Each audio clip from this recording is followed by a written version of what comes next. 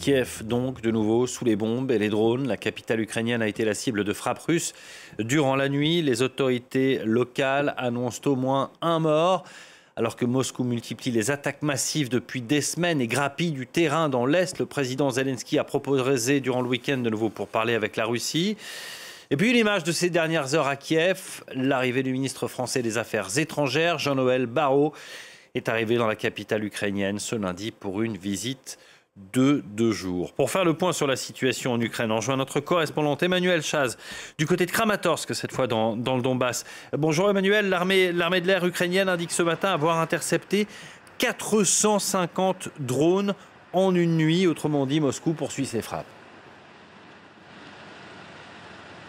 Tout à fait, Moscou poursuit ses frappes par centaines. Ces drones, c'est ce qui est lancé pratiquement toutes les nuits contre l'ensemble du territoire. La nuit dernière, c'était à nouveau la capitale Kiev qui était particulièrement visée. L'ouest du pays a également été visé. Et vous savez, on énonce ces chiffres, 450 drones dont la majorité ont été interceptés, plus d'une vingtaine de missiles. Ça peut paraître abstrait, même quand on n'a pas forcément le nombre de blessés ou quand on parle d'un ou deux morts. Ça peut sembler finalement très peu sur l'ensemble du territoire, sauf que les dégâts ils sont considérables, qu'à chaque fois que ces drones sont envoyés, qu'ils tombent, et bien les débris ils causent énormément de dégâts matériels et donc c'est vraiment petit à petit une destruction systématique du pays. Donc encore une nuit difficile avec une nouvelle fois cette capitale durement éprouvée. Quand on se réveille après une nuit comme ça, souvent les gens ont dormi dans des abris, dans une station de métro du centre-ville.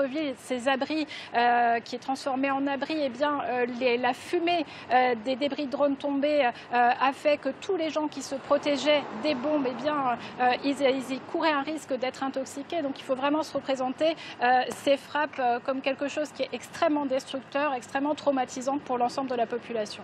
Et alors à son arrivée, Jean-Noël Barrot a peut-être entendu ces explosions. Le ministre français des Affaires étrangères, il est à Kiev, on l'a vu sur ces images descendre du train.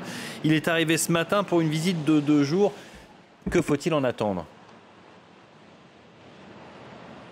Alors déjà, c'est la deuxième visite de Jean-Noël Barrot. Il était venu déjà fin octobre à la fois dans la capitale et il s'était déplacé tout près de la ligne de front dans la région de Soumy où il avait rencontré des populations affectées ainsi que des militaires. Là, le ministre des Affaires étrangères va participer à une conférence des ambassadeurs. Il va également s'entretenir avec des membres du gouvernement. Il est surtout là pour réitérer le soutien français à l'Ukraine au moment où l'Ukraine a réitéré, elle, sa proposition de négociation de paix avec la Russie. Mais pour l'instant, ces demandes restent lettres mortes du côté de Moscou qui continue son agression.